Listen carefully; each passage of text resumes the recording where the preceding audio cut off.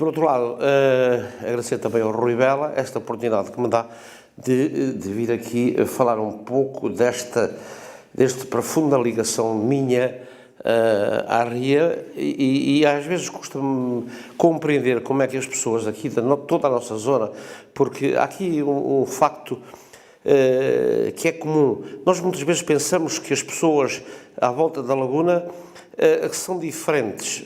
Há uma realidade. A Laguna é que nos comandou a todos, fossem os de Aveiro, fossem os de Ilha, fossem os de Vagos, fossem os de Mira, fossem os obarinos. Todos nós fizemos da RIA a nossa circunstância. Toda a nossa história foi feita a partir da RIA de Aveiro. Da Laguna, se quiserem chamar mais corretamente. E sempre fomos comandados. E toda a nossa vida, a maneira de ser, como estivemos, o que fizemos, como nos procedemos, parte da Laguna. A Laguna, efetivamente, foi a circunstância da vida desta gente todas. Portanto, desde muito novo me apaixonei pela Laguna.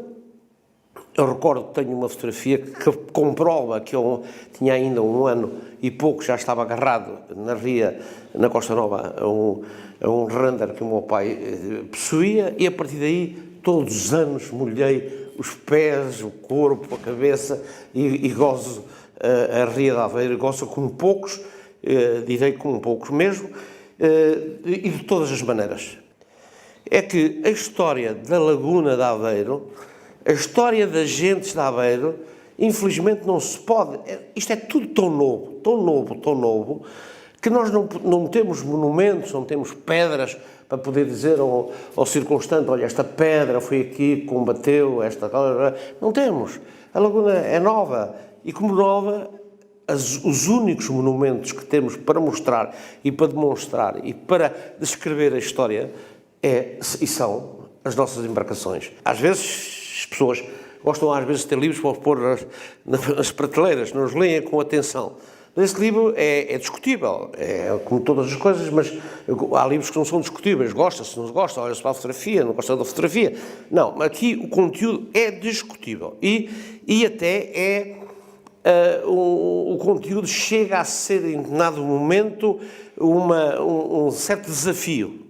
Isto é, há determinadas coisas que estão lançadas no livro e que esperam que as pessoas contestem. Digo-vos mais, antes de ontem e hoje, ainda 2 horas antes de vir para aqui, eu tive uma conversa longa, muito longa, com alguém que julgava ter descoberto tudo e que já sabia tudo e que me tem matado a cabeça, exatamente com situações que estão ali descritas, e que me levam a, com muita paciência, ir explicando que a história não é assim que se faz a história tem que se situar, nós não podemos viver só de uma hipótese de datas, mas sim comprovar que a história faz-se de acordo com a maneira, com os factos que foram sucedendo. O meu pai dizia-me sempre, não interessa de nada, nunca era professor de história, exigente como tudo, felizmente nunca foi meu professor direto, era em casa. E eu tinha um professor de história, meu familiar, que era fraquíssimo, explicava a história por aquela história do Matoso. Quando eu chegava à casa, dizia ao meu pai, porque aquilo não se come, nem... E o meu pai disse, não é nada disso. Esquece essa história, nunca fixe uma data, não te interessa nada as datas, interessa o contexto social em que se passou, compreende esse contexto e depois vais verificar que encadeias toda a história. E, portanto, isto é uma história de uma maneira que, verifiquei mais tarde, era a nova maneira de ensinar história no nosso país. Nós não devemos ter complexo, não tenho nenhum, nunca tive na vida profissional e também não tenho aqui. Os nossos historiadores e alguns dos mais conceituados também dizem asneiras. E nesta história das embarcações da Ria de Aveiro, ainda hoje constatei um que me dizia que tinha sido o assistente do arquiteto Lixa Filgueiras e dizia asneiras daquelas que dizia, se eu fosse professor dele, chumbava e nunca mais ele poderia certamente dizer. Quando se diz que o Moliceiro existiria no século XI, eu digo, amigo, não percebe o contexto em que o Moliceiro apareceu, e se está a falar no século XI, você não tem ideia nenhuma. Esqueça tudo isso. Portanto, e dizem asneiras porquê? Porque olharam para as fotografias, aquela fotografia parece-me com aquela... Portanto, e desde os historiadores, o Jaime Cortesão, naturalmente, e outros mesmo, o Lígia Filgueira, sim senhor, também, disseram muita asneira, porque viram as fotografias e de um bolo do azul disseram, aquela embarcação teve origens, ou pelo menos foi inspirada em coisas remotas, como se a laguna fosse remota, como se já existisse a laguna há 7 a 10 séculos ou 3 séculos antes de Cristo. Isto é um perfeito disparate. As coisas na história não são assim. Eu dizer hoje que um BMW atual é semelhante a um Ford T, tem 4 rodas. Não há nada do que isso, mas naturalmente as pessoas não percebem, às vezes os historiadores, não percebem, ou não querem entender que isto faz-se por evolução. Naturalmente, as coisas não aparecem de repente, as coisas vão-se fazendo à medida das necessidades e do gênio humano que as transforma. Depois, havia uma preocupação também minha, que era, na Laguna de Aveiro, até aqui, respeito a opinião de todos, mas não tinha havido nunca uma tentativa de colocar as embarcações e estudar a história da laguna e depois perceber. Então, estas embarcações apareceram porque, por gênio, por o Espírito Santo as colocou, ou apareceram para responder a uma necessidade. Tudo que aparece de gênio para transformar a sociedade aparece por uma decisão de sentimento que há necessidade de mudar, que há necessidade de criar, que há necessidade, porque foi-nos posto na minha vida profissional, que foi felizmente imensamente criativa, era-me constantemente colocado um problema: como é que se vai resolver isto? Como é que se vai fazer aquilo? Então, tínhamos de imaginar, tínhamos de criar, tínhamos de arriscar, tínhamos de fazer. E como a minha vida foi felizmente preenchida por toda uma série de factos de imaginação, algumas das quais ainda hoje estão a ser testadas, e já lá vão quase 15 anos, ainda hoje estão a ser discutidas a nível mundial, e há 15 anos já as tínhamos, quer dizer, sinto-me bem e sinto-me capaz de não ter complexos perante, portanto, aquilo que se disse anteriormente. A terceira questão é evidenciar a qualidade da arquitetura naval lagunar menor. Eu chamo-lhe menor, não menor porque em dimensão, mas não lhe chamo, naturalmente não quis dizer que fosse menor na categoria, na maneira, na genialidade com que aquilo foi feito. Eu conheço bem a arquitetura naval lagunar, grandiosa. Sei muito bem da dimensão dela. Ando neste momento, inclusivamente, a tratá-la. Mas, atenção, há uma arquitetura naval lagunar menor apenas na dimensão, mas não na genialidade com que se responderam às necessidades que o homem sentiu para transformar o meio geográfico. Porque em parte nenhuma deste país, houve uma resposta tão grande no homem perante o meio geográfico. O meio geográfico aqui era um meio instável, mudava de século a século, de 50 a 50 anos, e havia que lhe responder. E naquele tempo, qual era a resposta? Não era só com a enxada, mas era com os meios que tinha para resolver isso, era naturalmente as embarcações. Aqui, no local, na ria, na zona de Aveiro, apenas havia uma capacidade, era responder às mudanças com as embarcações que íamos criando, porque eram os únicos meios, os únicos artefactos que tinham para poder responder às desgraças que iam sucedendo. Portanto, isto é que tem que se perceber perfeitamente. As embarcações não apareceram. O Moliceiro, esqueçam completamente, não apareceu porque alguém gostou de o pintar e de lhe fazer a proa, a curva. Isto é pura fantasia, isso é poesia. A poesia existe na ria, às vezes brinca-se com a poesia da ria. Mas não, aquilo foi o Moliceiro, ponto por ponto, e neste livro tento explicar, ponto por ponto, peça a peça, caverna a caverna, cocia a cocia, charola a charolo, afinação a afinação, foi uma coisa criada para um fim, porque já lá iremos falar nisso. Portanto, eu tento evidenciar a genialidade da arquitetura naval a que ninguém até hoje deu a devida, ou melhor, na minha opinião, pode ser que outros pensem isso, deu a devida atenção. E temos de perceber a laguna. E, portanto, eu julgo que já para este grupo de pessoas que aqui estão, todos já estão fartos de saber o que foi a laguna, certamente era dispensável. Mas vamos só repetir, porque está feito, está feito.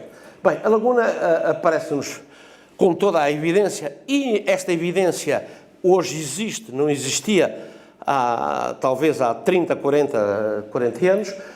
A laguna começou certamente no século X, não havia, tudo era mar. Eu gostaria que as pessoas tivessem um conceito, é que desde Mira, passando por Ilha, por Aveiro, até Ovar, tudo era mar, não havia mais nada.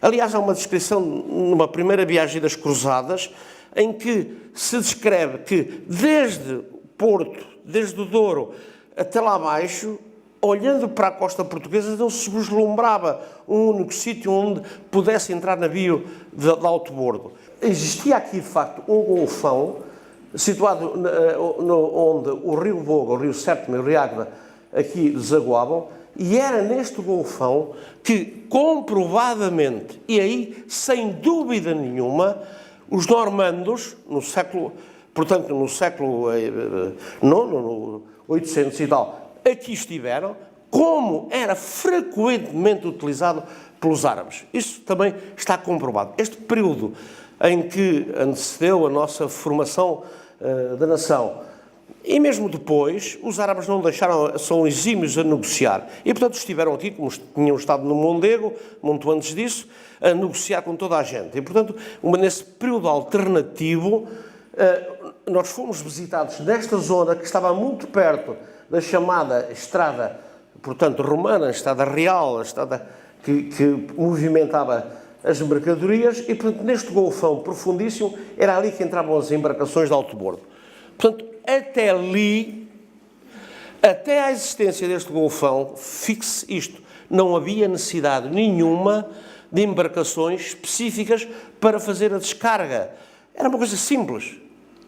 E por isso, nós vamos tentar então perceber que tipo de embarcações é que poderiam ter estado na origem do período, digamos, pré-lagunar. Eu diria que essas embarcações resumiam simplesmente a dois tipos. Este tipo, e claro que esta fotografia já é muito posterior, mas este tipo de chata existiu em todos os tempos, como existe em todos os lugares para atravessar. Digamos, uma atitude do homem para passar de um lado para o outro, tem de construir qualquer coisa deste género. E, portanto, existiu certamente esta chata nesse período, que ainda hoje era a zona onde este tipo de embarcação se via e se vê. Portanto, ela ainda existe para passar os sapais, para levar qualquer coisa que fosse necessária a bordo. Existia este tipo de embarcação. Ainda hoje tive uma discussão séria com alguém que é especialista neste tipo de barca, a chamada barca serrana. Aqui levanto já uma séria dúvida. Eu considero que esta barca serrana tem, quase com certeza, é um tipo de barca vinda do Mondego. Não poderá deixar de ser, aliás, estas fotografias são de barcas serranas do Mondego. Esta barca é a barca que se refere em alguns documentos paroquiais em que falam de uma barca serrana, uma barca que, como reparem, a vela é uma vela de pendão, não é uma vela para navegar em bordos, é uma vela apenas para subir ou descer o rio. Elas estão aqui, uma vela artesanal. Reparem aqui ainda que o leme não é como as nossas barcas, em que ele se junta ao casco para lhe dar uma certa forma e obter uma hidrodinâmica muito, muito superior, mas eram barcas de alguma dimensão. Repare-se, uma dimensão que eu presumo que esta não teria mais do que 12 metros, enquanto que esta provavelmente terá qualquer coisa como muito perto dos 20 metros. Mas eram barcas de pouca capacidade. Pronto, estas eu penso que admito sem isto pode levar a outro tipo de discussão, mas que teriam sido as embarcações que até ao momento em que o rio Voga se conseguiu subir até ao Corbim, aquela zona da Águeda, onde estava a Estrada Real, e que era apenas umas transferências de produtos, enfim, os árabes vinham, levavam cereais, traziam couros, etc. E, portanto, havia umas transações simples. Bem, a partir do século XV há documentos que nos dizem uma coisa e que, portanto, buscando esse, não podemos deixar de fugir à questão. Diz-se que, a partir do momento, século XV, em que o cordão de areia se situava na latitude de Aveiro, o Porto Aveiro, que até ali não era Porto nenhum, era uma vila-zeca de pessoas que trabalhavam mais na parte da olaria, não tem nada a ver com a parte marítima. Mas a partir desse momento, os navios de alto bordo que iam descarregar ao tal fundão do Rio Certo Bem de Águeda deixaram de ter acesso a esse fundão e passaram a descarregar no único canal navegável, que era o canal que vem dar a São João, que vinha dar à Vila de Aveiro.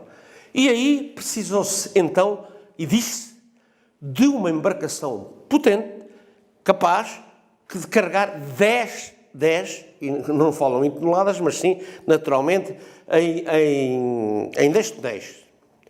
É evidente que estamos perante o nascimento do Mercantel. O Mercantel é um barco prodigioso, é um barco, há quem diga que o Molicero ex-libris é da Ria, porque naturalmente pela sua divulgação, pela sua forma, pela sua beleza, pelo seu cromatismo, mas eu direi que o Mercantel é no fundo o barco Calombó, é a besta Calombó, com tudo o que a Ria precisou que ele fizesse. E fez o quê? Tudo. Transporte de pessoas. Havia a carreira, já que estamos em Ovar, havia a carreira Ovar-Aveiro e, espantosamente, há documentos que me chegaram às mãos que eu nunca consegui bater esse recorde, que era fazer Ovar-Aveiro no Mercantel em 2 horas. A barca da carreira, que era alugada ou individualmente, e há uma cena de 2 alemães que chegaram aqui ao Ovar em 1800 e pouco e alugaram um Mercantel para ir para Aveiro, porque não queriam ir no Mercantel da Passagem, que tenho neste livro, aparecem as tabelas do custo de todas essas viagens, individuais ou não, e que disseram que era muito incómodo, tinham-se de acomodar dentro do bico da proa para não sofrer os ares da noite, porque as carreiras de Ovar-Aveiro eram entre manhã e noite. E faziam aquilo em 2 horas. Eu digo, para lá 2 horas... Não, se fosse 3 horas eu acreditava. 2 horas acho um bocado exagerado. Para cá 2 horas, nem pensar nisso. Fiz isso muitas vezes e nunca... Não, até perdi dias e noites, às vezes, para fazer isso. Bem, e portanto fazia transporte de pessoas, não havia outra possibilidade. Toda esta zona que circundava Aveiro Ovar até Aveiro, era impossível de se circular por terra. Mas a Dona Maria, quando veio visitar Aveiro, veio parar a Ovar, foi aqui recebida. À noite o marido deu umas escapadelas ali ao mosteiro da feira para fazer lá umas coisinhas. A senhora já estava bastante doente, morreu passado uns 6 meses, mas foi daqui para Aveiro no Mercantel, porque não tinha outra possibilidade. Esta zona era uma zona de tal maneira cortada que até a finais do século XIX não tinha estradas. Não tinha estradas. Isto é novo. Isto não é o país que nós temos lá para o interior, e tínhamos já alguns caminhos, porque era fácil calcar. Não, aqui havia tudo cortado por água e não podíamos estar, naquele tempo, não estávamos a construir pontes, se hoje é difícil, não há dinheiro para as construir, naquele tempo ainda muito menos. Portanto, era com o Mercantel que se faziam todas, e havia carreiras de Ovar a Aveiro, da Torreira a Aveiro, como depois existiram entre todos os pontos de São Jacinto a Aveiro, Costa Nova a Aveiro, etc, etc, etc, etc. Portanto, era um barco de passagem. Mas o Mercantel fez mais do que a passagem. Era um barco de carreto. Era um barco de carreto que carregava todas as mercadorias possíveis que se descarregavam no Porto de Aveiro. E não estejamos agora a terem dúvidas. No século XV, ficamos com uma ideia que a mim me mete uma grande confusão. No século XV, Aveiro armava e construía caravelas. Aliás, outro erro histórico na nossa história, dos nossos observadores sobre as embarcações, a caravela, apesar de ser o nosso barco ancestral, o nosso barco, foi maltratada, não foi ainda completamente tratada, e a caravela pescaresa, que é a caravela que mais performances náuticas tem em si, foi desenvolvida não lá no sul, foi desenvolvida entre esta zona de Aveiro e a zona lá de cima. Isto é um erro onde, neste momento, exatamente a tratar desse problema. E desafio esses grandes historiadores, todos esses nomeados, que têm dito isso. E Aveiro construía e mandava no século XV à Terra Nova 35 caravelas pescaresas. Nunca, nem no século XX, Aveiro mandou 35 lugres de bacalhau. Nunca. E isto num período em que navegar para a Terra Nova ainda era quase tão difícil como descobrir a América, como Cristóvão Colombo, que aprendeu com eles exatamente como é que se defrontavam os mares do norte. Portanto, isto é para dizer que Aveiro tinha uma qualidade náutica de construção naval invejável no país. Aliás, só 2 ou 3 centros podiam competir: Aveiro, Esposende e Lisboa. Aveiro, Esposende e Lisboa.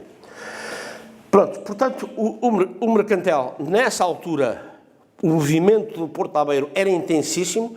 No século XV, o cordão litoral encontrava-se na latitude de Aveiro, a barra era esplendorosa, a ria produzia uma capacidade de sal brutal e com qualidades notáveis para a salga daquele peixe que tinha aparecido, digamos, como que uma resolução do problema da dieta, que naquele tempo, dos 365 dias, 180 e tal dias, eram feitos de dieta de peixe, e o bacalhau suportava toda, como ainda hoje nós todos sabemos, suporta excelentemente o sal. Aveiro mandava todas essas embarcações e tinha um movimento portuário brutal. Era o terceiro porto do país em movimentação de carga. Por isso é que Aveiro, de repente, se tornou uma cidade de estrangeiros. Por isso é que há o bairro do Alboi, que era de ingleses. Por isso é que há o outro lado da ria, que era de genoveses. Portanto, Aveiro tornou-se citadina. De repente, a vila de Aveiro tornou-se, digamos, com um mercantilismo que não foi inesperado. E, por outro lado, havia um problema diabólico. Aveiro tinha um espaço, uma geografia muito curta e não produzia meios para alimentar toda essa gente. E então, isso foi um bem para todas aquelas terras como Ilha, Bagos, ali ao lado de Aradas e tudo, porque na altura foi necessário permitir a essas terras não pagarem impostos para meterem produtos agrícolas dentro de Aveiro. Portanto, todo o desenvolvimento a partir do século XV de Aveiro é verdadeiramente brutal. Pronto. Bem, então temos um mercantil que em determinada altura, na altura não, provavelmente logo no início, foi utilizado numa função. Era levar o sal, quer das marinhas para os armazéns, quer dos armazéns para os chamados portos secos. Aveiro estava rodeada de uma série de zonas, chamados portos secos, para onde o sal ia e que depois era transportado por carros. Isto é, não ia para o mar. Aveiro exportava sal para todo o lado, era um exportador de sal notável, mas havia também um movimento interno no país em que estes mercantéis. E por isso, há uma característica do mercantil que muita pouca gente desconhece, é que foi talvez a primeira embarcação no país que teve, como neste momento temos, o que é que eu posso dizer, sabem, afere-se normalmente os litros, os quilos, pois o mercantil foi aferido, isto é, havia uma obrigatoriedade da construção do mercantil de um rigor tal que tinha 2 marcas, a proa e a ré, que indicavam a quantidade de sal que ele era capaz de carregar. Isto para quê? Para que não houvesse trafolhice na carga e na descarga, e, portanto, os valores não estavam a contar naturalmente aos litros, mas sim um barco. Isso, e o que é que logo imaginaram? Naquele tempo também já havia trafulhas. Que havia uma maneira que era, naturalmente, de alargar um bocadinho as cavernas do barco, e aquilo tinha lá aquelas marcas, e isso dava multas profundas e rigorosas. Portanto, é um aspecto interessante. E tinham lá aquela marquinha da quantidade. Aquela quantidade de sal era aquela que media e que, efetivamente, correspondia à realidade da embarcação. Avançamos um bocadinho, porque nunca mais acabávamos, naturalmente, de falar nisto. Bem, a partir do século XVII, surgiu na Laguna a embarcação mais polivalente que imaginasse se podia. Esta foi a chamada Ilhava. Esta embarcação, que depois teve a sua repercussão e foi deslocada para a Barra do Tejo, onde se utilizou primeiro com a tarrafa, que era uma arte de pesca que obrigava a uma parelha, mas que depois se embrenhou por Tejo dentro e foi até Vila Franca e pescou no Sábel, em Sacavém, enfim. É uma bateira que deixou, que ocupou e ocupa um lugar na história do Tejo, destacado. Aliás, a história do Tejo muda-lhe o nome e diz-lhe que é um varino. E varino é uma coisa enorme, que designa várias coisas. E muitos confundem o varino com a designação aqui de Alvar. Não é. A pessoa de Alvar é o varino. E quando alguém na história do Tejo diz varino, era uma pessoa vinda da Laguna, portanto, que tinha emigrado para a Laguna, para o Tejo, e que pertencia a toda esta zona lagunar. Portanto, se fosse ele da Gafanha, fosse ele de Ilhavo, fosse ele de Aveiro, fosse ele de Alvar, fosse ele de Pardilhó, era um varino. Varino era o pescador, varino era a mulher, varino era o capote, e que se tornou famoso quando o Essa de Queiroz resolveu meter nos seus romances a tragédia da Rua das Flores. Há muitas pessoas que não percebem o que é o chinchorro, porque também depois misturam-no com a mojiganga. Está aqui uma autora, Ana Lopes, que poderia dizer talvez isto melhor do que eu, e não percebem esta questão. As primeiras bateiras, chamadas bateiras da história da Laguna, eram os chamados bateirões. Bateirões porquê? Eram bateiras que tinham 13 metros, é o chinchorro, está aqui chinchorros, estão aqui, e há aqui uma bateira estranha, que, enfim, que na altura tomou o nome de esguicha. Porquê é que existiam estas bateiras deste tamanho? Este tamanho utilizavam-se quer no interior, inicialmente, da Laguna, em situações ainda um pouco difíceis, mas ainda na altura pescava-se aqui na costa de Alvar e até em Espinho com o chamado chinchorro, a arte de chinchorro. Não se conhecia ainda a arte grande. E havia a arte de chinchorro. E essa arte de chinchorro, que era puxada ainda com os cintos, as pessoas davam uma volta, iam pescar, lançar esses chinchorros nas águas. Era assim que se designava. Nas águas. Isto era no sítio onde quebrava o mar. E, portanto, estas embarcações foram as 3 embarcações fundamentais da história lagunar que se tiveram a coragem de as levar para a borda do mar e com elas pescar na borda do mar. Ainda há bastante poucos anos, e nem sei se ainda agora existe alguma aqui no Furadouro, que estas fotografias são recentes do Furadouro, por exemplo, em que isso ainda era vulgar, utilizando na pesca do robalo, etc., ali nestas águas do mar. E estas 3 embarcações são, de facto, aquelas que deram origem a tudo o resto. Depois, hoje, vinha, de facto, a diferença de não perceberem o que era uma caçadeira, de uma mojiganga, do chinchorro, mas isso é uma conversa muito complicada que não vale a pena para agora focar. Pronto, e temos, então, a Ilhava, que, principalmente, numa época, a partir do século XVII, nos problemas, e mais tarde, no século XVIII, num problema que houve, que foi o entupimento, o cordão dunar fechou-se e a laguna deixou de ter vida, morreu, era pútrida, era cheia, matou. Posso-vos dizer que Aveiro, de 12 mil pessoas, passou para 3 mil, Ovar praticamente desapareceu em população. Portanto, houve uma altura em que tudo desapareceu, não havia, o sal era preto, não havia atividade nenhuma lagunar. E então havia uma única possibilidade, ou fugir, e foi isso que deu origem à fuga das populações para o sul, para o Tejo, e foi também aí que houve uma tentativa de levar estas bateiras para ainda mais intensamente para a borda do mar e com elas assumir riscos. Estas bandeiras não estavam preparadas. Apesar de se ter aumentado a falca na Ilhava, elas partiam naturalmente, viravam-se, era uma mortandade completa. E é aí que depois nos vai aparecer uma solução diferente que o Homem da Laguna inventou. Portanto, vamos ter então a laguna, cronologicamente, esta é a ideia. A partir da altura, em 1677, 1700, começa-nos a aparecer um problema na laguna, uma nova história.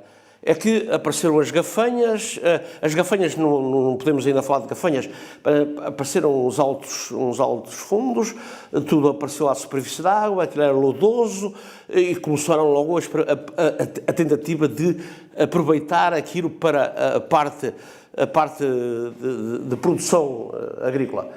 Bem, inicialmente havia esta bateira, principalmente a ilha, havia outras bateiras, ao arrolado, havia as bateiras que pescavam ali na borda, o moliço, havia outros, mas toda a gente tinha consciência de que o moliço era qualquer coisa, não se sabia bem porquê, mas era fundamental para que se melhorasse a fertilidade dos campos. E surge-nos o moliceiro. Portanto, nós temos no século XVIII o aparecimento, claramente e documentalmente, de um moliceiro. O moliceiro foi, naturalmente, uma consequência quando a intensidade de apanhar moliço foi de tal ordem, principalmente exigível pelas gafanhas, que se teve de criar uma embarcação que respondesse a toda uma série de problemas. Tinha de ser rápida. Tinha de ter uma vela, portanto, que lhe permitisse navegar contra vento de uma maneira que até ali não tinha sido necessário nem preciso. Tinha de ter um bordo muito resbés com a água, para que o esforço de levantar o pente, o lacinho, não fosse um esforço físico que desse, porque aquilo era permanentemente, como sabem, aí de X em X minutos, meia hora, tinha-se de levantar aquilo tudo. Portanto, e que levasse uma carga, atenção, e que bem dimensionada. Sabia-se perfeitamente, uma maré dava para carregar, numa boa maré, num bom sítio, 4 toneladas, não mais que 5 toneladas, não era preciso mais barco nenhum, maior do que isto. E, portanto, esse barco ia ser leve, rápido, ligeiro, navegar excelentemente, porque tínhamos de fazer uma maré ao Orião e tínhamos ainda de ir dormir a casa. E nasce este moliceiro que é, de facto, um prodígio de arquitetura naval lagunar. O moliceiro que eu tive, que eu naveguei, que eu fui proprietário, que eu estudei profundamente, portanto isto não é nada que tenha sido escrito sem saber, é um prodígio. Eu vou-vos contar aqui uma história. Eu que era um amante de navegação de iates e sabia aquelas afinações todas, um dia deu-me para comprar um moliceiro numa tasca, ouvi falar e quando ouvi o preço disse: você vai vender mesmo um moliceiro? Olha, compro-lhe um moliceiro, tome lá. Passei um cheque, o homem ficou entalado e então diga, no sábado vou lá buscá-lo. Eu não tinha nada no moliceiro e vim buscá-lo Bem, a primeira coisa que eu comecei, passados dias, a observar é que todas as afinações de que os livros mais atualizados da navegação à vela em iates de competição, todas as afinações estavam dentro do moliceiro. O moliceiro contém toda a invenção de navegar à vela em melhores condições, em fazer daquela vela uma lâmina. Ele contém-nas, é um toquezinho aqui, é na baluma, é na esteira, é na tudo. Eu fiquei impressionado. Afinal, isto navega-se perfeitamente como qualquer aqui tem que se saber. Um dia que reparem nisto, compro uma vela de 100 metros, de 60 metros quadrados, o velhote faz-me aquilo, ele faz a vela como os construtores dos barcos faziam com o pau de pontos, ele não faz com o pau de pontos, mas também ele não tem metros para fazer a vela, era uma coisa que eu fiquei aterrorizado como é que o homem fazia aquilo tudo. Ele faz uma vela, leva a vela, monta a vela e aquilo parecia... Olha, parecia assim um vestido todo gelado, desmontado.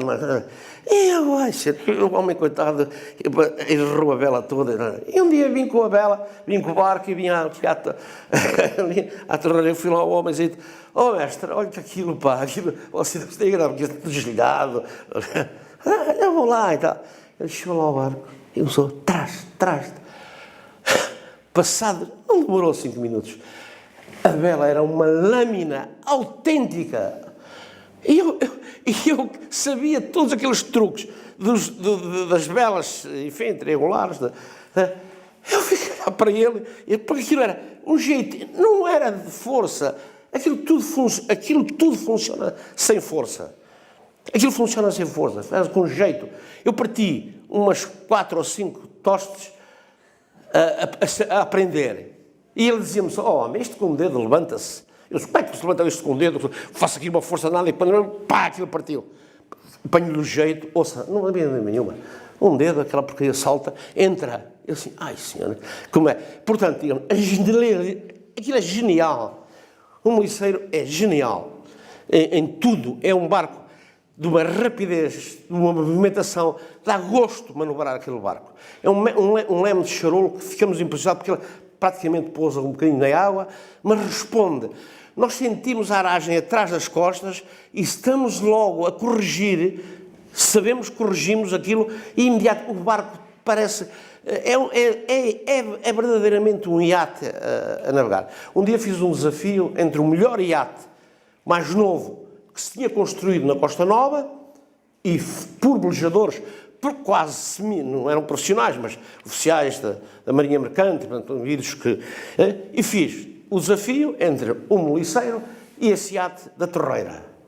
E o espantoso é que o meliceiro deu-lhe um bate-barbas de mais de 500 metros. E aí a prova de que, efetivamente, isto é genial. E o outro tinha sido feito com todas as regras técnicas, tinha velas de Drácon, tinha tudo. E quem assistiu, julgo que o Bela assistiu, e até filmou, julgo eu, aquilo foi, no final, quando fomos distribuir a taça e tínhamos o leitão preparado, a equipe do iate nem sequer apareceu para comer o leitão e ficou muito cedo, enfim, chateada com a situação. Mas era notável. E digo-vos mais, as proas destas embarcações... Eu sou filho os meus ascendentes é um célebre senhor aqui da zona da Mortosa que era mestre de um barco que levava o caolino à fábrica de Vista Alegre. É um célebre João André Senos. E esse João André Senos fez filhos em variadíssimas mulheres de Ilha. A família Senos é a maior família de Ilha, tirando talvez a Ramalheira. E ele fez filhos em todas as senhoras com uma condição. O primeiro filho tinha sempre de se chamar João André Senos. O meu avô era João André Senos. E portanto, Senos... E um dia, um tio velhote, bisavô, um dia disse-me... Eu disse, aquilo nasceu tudo da proa de Múcia. E ele diz-me assim, desculpem lá as senhoras, mas estão aqui todas já, são todas... Diz-me assim, tu não sabes o que é fazer amor dentro de uma proa meliceira. Se um dia experimentares, não vais ter hotel nenhum de primeira classe. E eu experimentei, e não há dúvida nenhuma. Aquilo foi feito também para isso. O meliceiro é prodigioso nessa área. É prodigioso. Aquilo é qualquer coisa de notável. E, portanto, eu orgulho muito de ser... Ainda há dias me escreveu uma senhora do Brasil a dizer que era filha que era neta de um João André Senos. Disse logo, então, olha, a minha prima, de certeza absoluta, porque se forem ao cemitério de Ilha, vêm variadíssimos João André Senos. Eram todos filhos de mães diferentes, mas todos com o mesmo nome. o que está a passar na ria toda a gente sabe. A ilha desapareceu e tivemos a boa ideia de que o senhor Castelo Branco, que em Lisboa, num livro, julgo que trouxe uma informação muito grande, a partir dali trabalhada e depois, inclusivamente, com modelos. Eu fiz um modelo, o capitão Marques da Silva fez outro modelo, há ali umas pequenas diferenças, mas não são substanciais. Portanto, há uma perda de património, neste caso material, informação e também material. Eu refiz todos os planos em 2 dimensões. Depois disto ter em 2 dimensões, pensei, está bem, mas isto para 2 dimensões, nem toda a gente é capaz de ler isto. Eu tenho aqui um exemplo retirado dos 3 dimensões, em que se vê exatamente as cavernas, depois começa-se a ver já as cavernas com a borda e com a falca, e enfim, já está, mas enfim, depois já é tudo isto. O plano da vela é completamente desenhado, todos os pormenores, todos os atilhos, todos estes pontos da mura do Bolinão, toda esta situação de todas aquelas moitões que trabalham nisto, estão desenhadas nestes planos de 3 dimensões. Portanto, julgo que esse trabalho tem que ser feito num programa de AutoCAD para se visualizar isto, mas enfim, eu penso que é uma ideia lançada para que no futuro alguém pense nisso a sério. Chegámos então ao século XVIII e pôs-se aqui um enorme problema. Aquelas batalhões não serviam na borda do mar. E havia uma necessidade de criar um barco que tinha de ter um caderno de encargos tão difícil, que só um gênio, um perfeito gênio, poderia ter concebido aquilo que eu considero o barco mais desafiador, mais insólito e até diria mais. Isto chega a parecer que a pessoa que admitiu ou que fez estes planos, os primeiros barcos, tinha capacidade, teria, claro que não tinha, mas devia ter capacidade para fazer cálculos matemáticos que eu fiz e tentei fazer quando projetei o casco destas embarcações. Sucedeu-me isto de uma maneira extraordinária. O AutoCAD permite-nos, digamos, adivinhar algumas linhas concordantes. Nós estamos a fazer aquilo e depois sabemos que vai para acolá e podemos lhe dar uma indicação e elas seguem. Quando eu chegava à proa do meia-lua,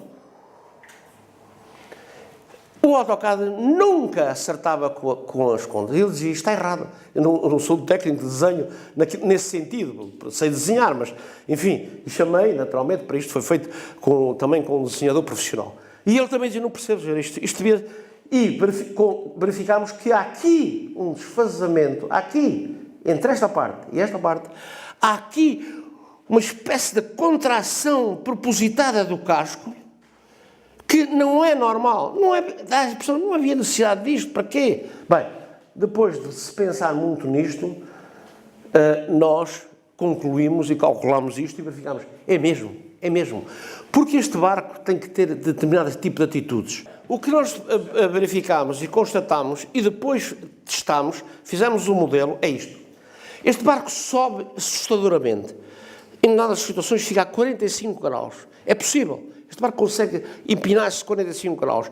Para isso tem que ter um poder de flutuação na ré, que está na popa, que efetivamente a 3/4 para a ré, essa flutuação é suportável. Isto é, senão ele virava de cangalhas. Ele está afundado. Ele mergulha imediatamente e se tivesse uma proa normal, partia todo. Não tenho dúvida nenhuma. Aquilo desfazia-se. A pancada violenta, se efetivamente não houvesse aquele estreitar, adelgaçar e ficasse... Também diminui o peso. Como? Esse adelgaçar também diminui o peso. E também diminui o peso. No fundo, há uma diminuição de peso, naturalmente, e há uma diminuição de superfície. Portanto, a pressão com que ele bate na água é completamente diferente de que se a proa fosse uma proa normal de fecho de embarcações, como são todas as embarcações. Pronto, e então está explicado. Mas mais. O fundo deste barco é genial. Eu considero, aliás, este barco a maior, sob o ponto de vista, e para mim, que no fundo gosto, a arquitetura naval deste barco é notável. O fundo deste barco, as pessoas dizem é plano. Não é. Há só uma pequena zona que é plana, porque a pressão que o barco tem que exercer na areia tem que ser mínima para poder ser deslocado de um lado para o outro. Estes barcos entravam no mar, saíam para a duna. E, portanto, se os barcos tivessem todo o fundo plano, como é um moliceiro ou como é um barco daqueles, Deus livre, com aquele tamanho, com aquele peso, para deslocar, porque aquilo tinha de ser deslocado à mão também, mas depois, naturalmente, quando inicialmente, à mão. Ninguém pensa que aqueles barcos começaram a ser deslocados com os bois. Foi o Manuel Firmino que um dia resolveu experimentar os bois em São Jacinto. Até ali, estes barcos eram deslocados à mão para a beira-mar. Eram tirados da beira-mar para a mão. Outra coisa, o barco de Chávega, ou se quiserem chamar o barco das Artes Grandes, inicialmente não era um barco de 4 remos, como muitos pensam. Não era. Os primeiros barcos eram de 2 remos. E em determinada situação, quando necessitaram de aumentar a capacidade da rede, puseram 2 barcos de 2 remos a colocar a rede. E a um com o calão, não é o calão, desculpe lá, e lá, falha-me o nome, e o primeiro cabo da rede, pronto, e um e o outro trazia a mão da barca. Pronto, um levava a primeira fase da rede, dava a volta e depois entregava ao outro a mão da barca que vinha a terra. Portanto, os barcos eram de 2 remos, a partir de pedacito, e com 20, o máximo de 35 trabalhadores. A partir da altura percebeu-se que podia ser construído um barco que levasse tudo, e que levasse 45 pessoas e que conseguisse pôr uma arte grande que aqui chegaram a atingir distâncias brutais de terra. Não se pescava aqui, como agora às vezes se pensa, vais ali dar uma voltinha a uma meia milha ou 2 milhas, 2 milhas não, uma milha, e se vem para trás, não. Faziam-se lanços a 5, 6, 8 milhas de terra. Portanto, este barco tem a ré. É muito importante que aquela ré tivesse aquela forma. Porquê? Porque estes barcos nem sempre, quando voltavam do mar, podiam entrar. O ideal era sempre que eles chegassem ali ao quebra-mar e dessem a volta para poderem ser puxados de ré. Era o ideal para ficarem já virados para o novo lanço. Às vezes isso não sucedia e entravam de queixo, portanto entravam de frente pelo mar, pela duna acima. Esta ré é fundamental, porquê? Porque na manobra da aproximação ela tem que ser muito fina e de facto tem que ser em bica para que o mar não lhe pegue e ele não se atravesse, que era o maior perigo que eles sofriam quando vinham aproximar-se da praia. Portanto, digamos, este barco aparece também em 3 dimensões, com todos estes pormenores. Podemos saber o comprimento do remo, podemos saber bordas, enfim, do programa podemos extrair o barco todo, não num plano de 2 dimensões que é difícil para um leigo. Aqui não, basta ir lá e tirar a peça que queremos. Bem, e continuando, chegamos a um ponto discutível, complexo, polémico. Então, e o barino? Então, como é que foi isto? Bem, ainda hoje me diziam: tenho certeza que o barino... Não, a minha certeza é só esta. Então, à altura, disse, e isto há documentos, a dizer-se: o varino é uma embarcação que derivou do varino que os ílhabos deixaram no Tejo, isto é, da tal bateira ílhaba que deixaram no Tejo. É um bocado primeiramente aqui há uns, sei lá, meia dúzia de anos, quando li aquilo, enfim, não me parecia assim uma coisa muito lógica. Bem, eu na altura tive acesso a uma documentação que não é ainda autorizada a ser publicada, que eu vi, registrei no melhor que pude e depois desenhei. E sei que neste momento já há desenhos melhores que os meus, naturalmente, feitos por uma pessoa mais profissional. Não interessa, para o fim que eu quero, chega-me os meus. Mas que não estamos nenhum nem outro autorizados a mostrar. Eu tenho efetivamente esses originais, mas não posso mostrá-los. E é uma pena porque são documentos que podiam elucidar tudo sobre a história das embarcações do Tejo. São documentos de há uns de 1700 e tal, 1800 e muito pouco, 1800 cobre um espaço até 1840, feitos à mão, mas por um indivíduo notável, que tinha a noção clara de que era a arquitetura naval, faz cortes e tudo e mostra, portanto, as embarcações todas. Bem, portanto, a ideia é, e lá encontra-se exatamente a resposta para uma coisa que este livro foi anterior a estes documentos que eu depois apanhei, já depois deste livro ter sido editado. Significa que fiquei satisfeito por ter verificado que, efetivamente, a linha de raciocínio que segui aqui bate certo com esta informação que é prodigiosa. Bem, estamos aqui então a ver aquilo que eles consideravam ser o barino que os ílhabos tinham deixado no Tejo. E vê-se que isto é uma ílhaba, claramente. Sem dúvidas nenhumas, está aí a vela de pendão, está aí o leme de charolo descaído, era assim mesmo, fora da forma da ré. Está-se a ver aqui tudo isto, vê-se aqui o ponto de aplicação do remo, enfim, isto é claríssimo. Não está aqui, porque não achei aqui interessante para esta altura, desenhado o corte, há aqui o corte desta embarcação. Portanto, isto tem um barco de 13 metros, é a ílhaba, que tinha 13 metros, efetivamente. Bem, depois vamos ver como é que isto evoluiu. E aparece-nos logo um segundo desenho, que nos dá o barino de água acima. Este senhor hoje, que dizia que tinha catalogado com lixa filgueiras todas as embarcações, não percebia o que era isto.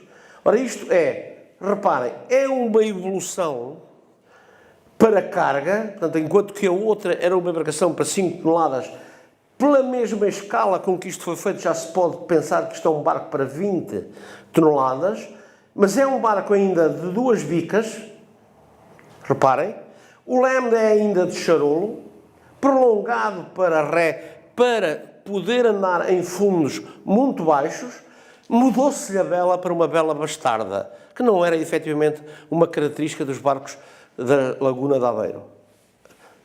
Foi utilizada durante muitos anos nos barinos esta vela bastarda. A navegação no Tejo não é a navegação na Laguna. Na Laguna nós estamos a mudar sempre de direção porque os canais são estreitos.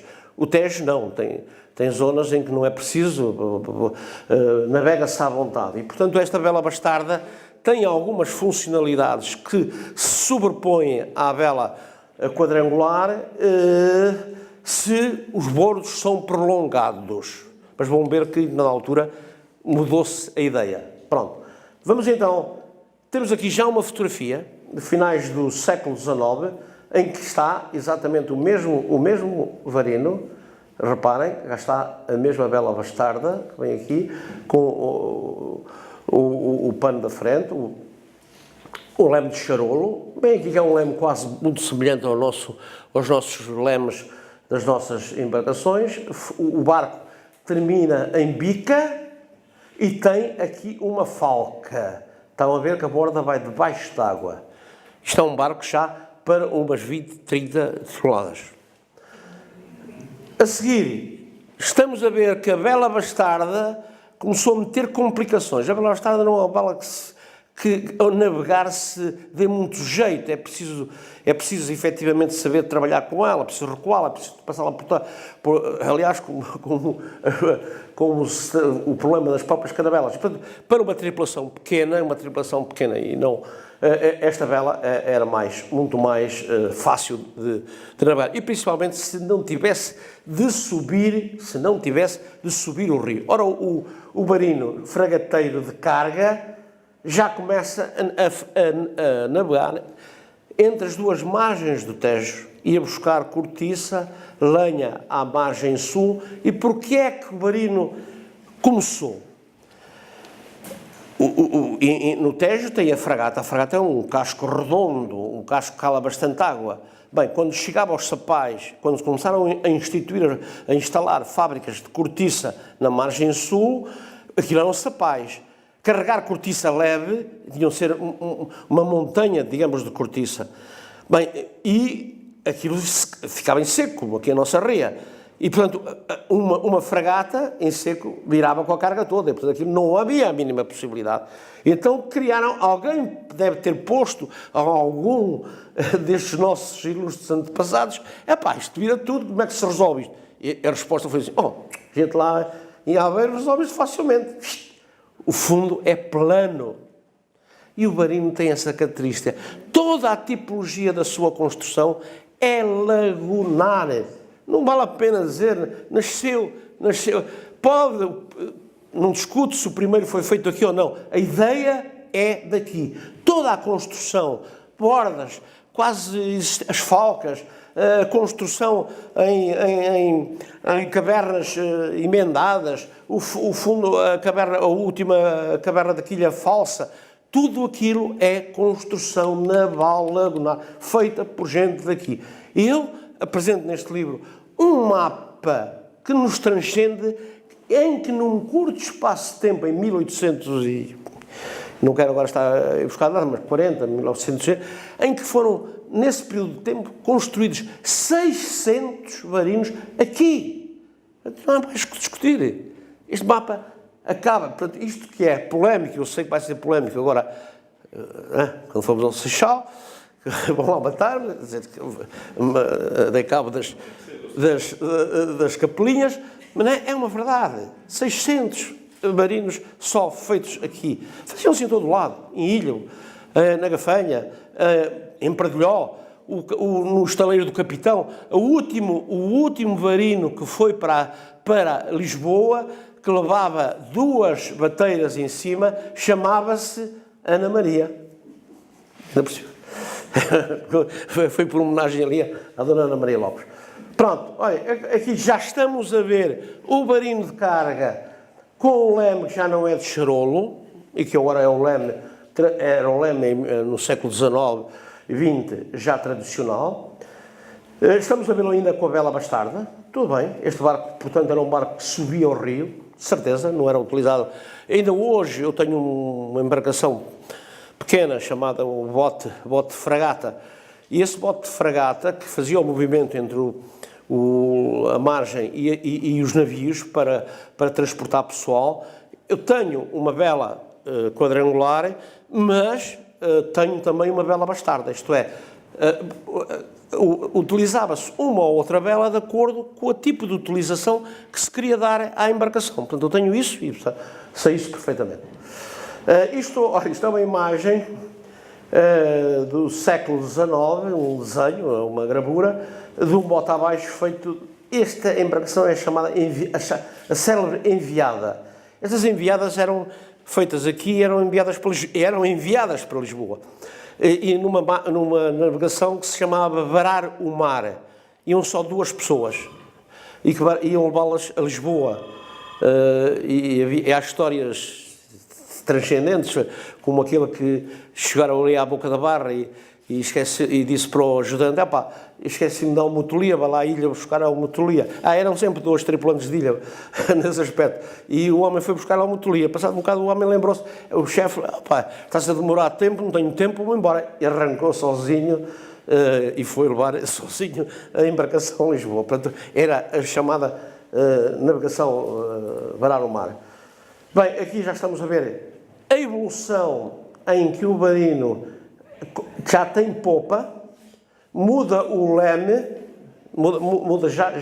já começa a querer a mudar este leme, que ainda no fundo é um leme quase de charolo, e no seguinte já estamos a ver aqui, pronto, o barco que antecede o célebre barino de carga do século XIX, o barino possante, o ex-libris, digamos, do Tejo, já é este. Ainda, reparem, ainda esta proa é muito semelhante à forma da proa da Ilhava. Reparem, é muito semelhante ainda. Mas ele já é muito mais bujudo, já tem aqui popa, já tem uma popa cortada à direita, já tem um leme completamente diferente, já arma com esta vela quadrangular, portanto, tudo bem. E temos-lo aqui, provavelmente, já... e cá estão os 2 últimos barinos que foram entregues em Lisboa, idos de Pardilhó. Estão eles. E reparem ali em cima, duas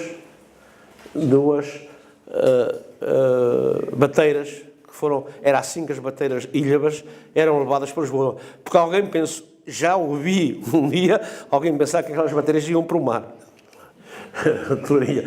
Portanto, isto não, as bateiras iam em cima destes barcos. Reparem, estes barcos eram barcos que carregavam 100 tonéis. 100 tonéis, eram barcos possantes mesmo. Depois aparece-nos aquilo que, portanto, também tem a representação em 3 dimensões e que pode verificar-se nessas 3 dimensões. Todo este poliane, tudo pode ser verificado, toda esta forma de vela, a maneira de construir, tudo isto, todos estes pormenores existem nesse plano que estávamos aqui até amanhã para o analisar. Portanto, eu agora gostava muito mais de falar com vocês do que aquilo que estive aqui a dizer. E é isto que tinha para vos dizer sobre o livro.